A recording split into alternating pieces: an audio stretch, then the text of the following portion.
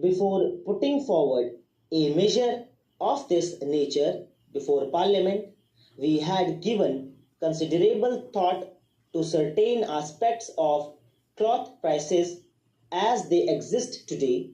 and it is only because we felt that this is the only means now open to us which can, to some extent, act as a deterrent against high prices, and where it fails to do so, would be able to absorb the margins of profit that go to the trade and industry that we sought to bring in this measure for the approval of Parliament. Sir, the factual position which has been described in the note might be summarized thus: the existing capacity of the mills is being utilized to the maximum possible extent. In fact, sir, in July, the production of textiles has been an all-time record of 500 million meters. Honorable members might say, well, if that is possible, why do you fear that there is going to be scarcity of cloth? In fact, I think it is the possible scarcity and the high prices that have induced these people to stretch a point and make the mills produce a little more, though certain factors helping to increase production have been accidental. Namely, in July, the working days have been the largest in number. The other fact is, sir, that we are not in a position within any measurable distance of time to increase the capacity of the mills, both in regard to its loomage, that is weaving, and in regard to its spindleage, that is spinning, because the loomage in the mills is frozen. We are not adding to the looms except for the recent decision that we have taken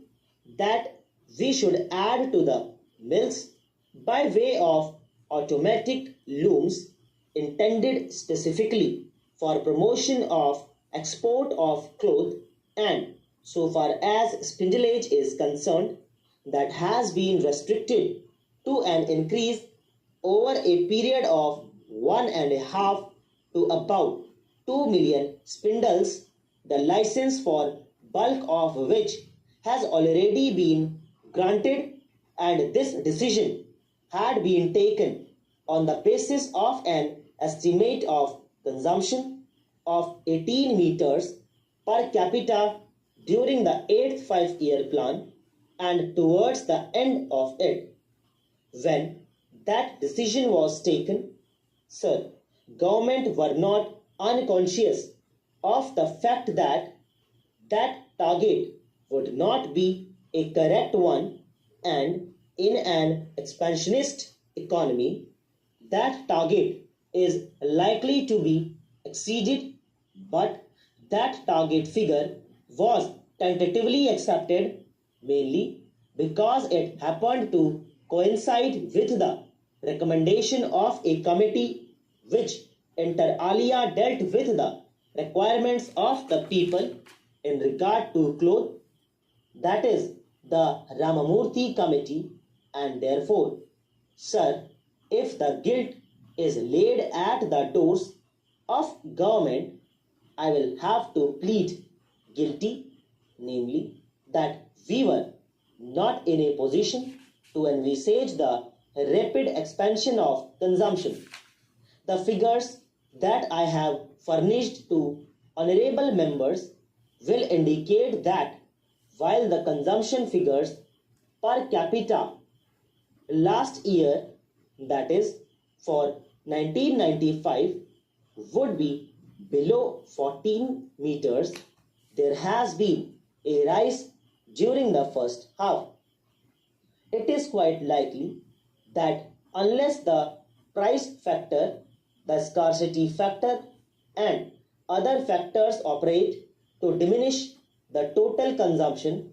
the rate of consumption might increase. Of course, there is undoubtedly a limiting factor because cloth has to come either by inhibiting exports or by an increase in production or by an increase in the handloom sector, and in these three cases we have almost reached the maximum point where we can expect additions to the total cloth consumption. So it is possible that cloth consumption might go up to 17 meters and is not likely to go beyond that merely because of the fact that cloth will not be there. Probably, if the cloth is available and if we allow people to consume the cloth freely, well, the consumption per capita might exceed 17 meters by the end of the year. But it is certainly indicative of the fact that in the first year of the plan, we have only got a margin of 1 meter per capita. We have also got to realize that the amount of money that is being pumped into the country and to some extent into the hands of the lower income groups will have one effect, namely certain commodities like cloth and sugar and commodities of that sort which have been considered to be not necessities in the past and have therefore elastic features in consumption would become more or less articles of necessity and be transferred from the semi-luxury state. In such a case, 20 or 21 meters seems to be well within our possibility of achievement as a target. There is undoubtedly, sir, a background behind this restrictive attitude in regard to addition of capacity, and that is to some extent sentimental and to some extent economic and deliberate. We want to help the decentralized sector in this industry. The handloom sector has to obtain protection against the weaving mills. दोस्तों,